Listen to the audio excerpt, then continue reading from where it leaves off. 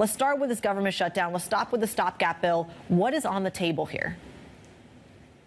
Hey, Critty. Well, I think that at this point, if the priority for House Speaker Mike Johnson is really just to get something in the works here that maybe just moves down the delay of actually needing to reach a finalized plan, maybe that's what he's got in this stopgap bill right here. So what it does do, while it omits spending for Israel and Ukraine, it doesn't include some of the really, really deep cuts that I think ultra-conservatives are looking for. It doesn't include that 30% cut immediately to spending. It also would extend funding for government agencies, some through parts of January, a few more through the beginning of February. So ultimately, the idea behind this is creating some kind of a stopgap funding bill that can, at the very least, get through, a Democrat-controlled Senate. And I think that when you've really only got about a week to go before you hit this next shutdown deadline, that seems to be about as as extensive as we can get. So we'll have to see whether that stopgap bill actually makes it through.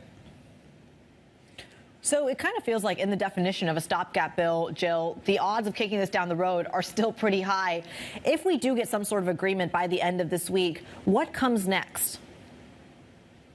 Well, Critty, yes, I think that it's really there in the name, right? Stopgap bill. And when you've got this talk of, funding some government agencies through parts of January, the beginning of February, then yes, I think that we're pretty much just right in the same position that we were not too long ago, where we're still having this debate about what to do going through the future. I think the problem, though, Critty, is that the more we get into the beginning of 2024, now you're talking about getting into a presidential election year where, to Moody's points in that, the concerns that they were outlining about, the fiscal position for the U.S. and what that government stability idea looks like, you're really only probably creating more problems when you start talking about this in an even more polarized environment in 2024 when you've got presidential candidates really sort of gearing up for next November.